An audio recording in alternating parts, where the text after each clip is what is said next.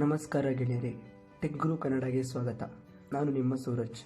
10 ಕೋಟಿ ದಾಟಿದ ಜಿಯೋ ಬಳಕೆದಾರರ ಸಂಭ್ರಮಾಚರಣೆಗಾಗಿ 21 ಫೆಬ್ರವರಿ 2017 ಇವತ್ತು ರಿಲಯನ್ಸ್ ಜಿಯೋ ಮುಖೇಶ್ ಅಂಬಾನಿಯವರು ಒಂದು ಹೊಸ ಯೋಜನೆಯನ್ನು ಘೋಷಣೆ ಮಾಡಿದ್ದಾರೆ.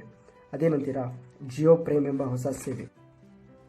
ಈ ಒಂದು ಜಿಯೋ ಪ್ರೈಮ್ ಸೇವೆಯನ್ನು ಮಾರ್ಚ್ 31, 2017 ಒಳಗಿನ ಎಲ್ಲ ಜಿಯೋ ಬಳಕೆದಾರರು ಈ ಒಂದು ಜಿಯೋ ಪ್ರೈಮ್ನ ಸದಸ್ಯತ್ವವನ್ನು ಪಡೆಯಬಹುದು.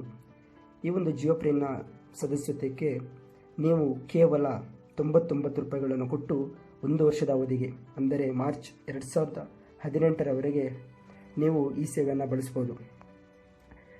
ಜಿಯೋ ಪ್ರೈಮ್ಗೆ ನೀವು ರಿಜಿಸ್ಟ್ರೇಷನ್ ಆಗಲು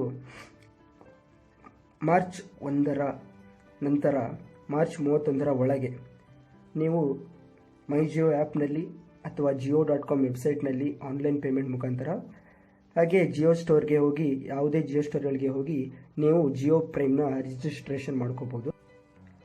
ಈ ಒಂದು ಜಿಯೋ ಪ್ರೈಮ್ ಮೆಂಬರ್ಶಿಪ್ಗೆ ನೀವು ರಿಜಿಸ್ಟ್ರೇಷನ್ ಆದರೆ ಮಾರ್ಚ್ 31, 2017 ಮುಂದಿನ ಮಾರ್ಚ್ 2018 1 ವರ್ಷಗಳ ಅವಧಿಗೆ ನೀವು ದಿನಕ್ಕೆ 1 GB ಅಂತೆ ತಿಂಗಳಿಗೆ 30 GB ಡೇಟಾವನ್ನು ಪಡೆಯಬಹುದು. ಇದರೊಂದಿಗೆ ಉಚಿತ ಕರೆಗಳನ್ನು ಕೂಡ ಮಾಡಬಹುದು. ಅದಕ್ಕೆ ನೀವು ತಿಂಗಳಿಗೆ 303 ರೂಪಾಯಿಯಂತೆ ಪ್ರತಿ ತಿಂಗಳು ಕಟ್ಟಬೇಕು.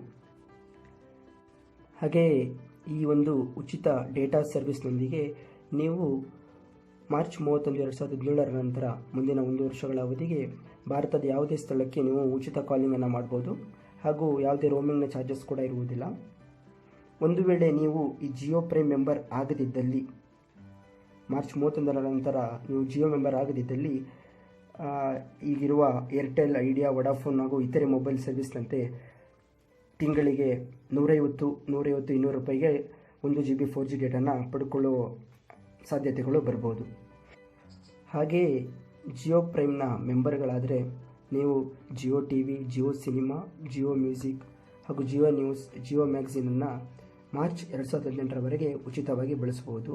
ಹಾಗೂ ಇನ್ನೂ ಹೆಚ್ಚಿನ ಆಫರ್ಗಳು ಜಿಯೋ ಪ್ರೈಮ್ ಮೆಂಬರ್ಗಳಿಗೆ ಮಾತ್ರ ಲಭ್ಯವಿದೆ.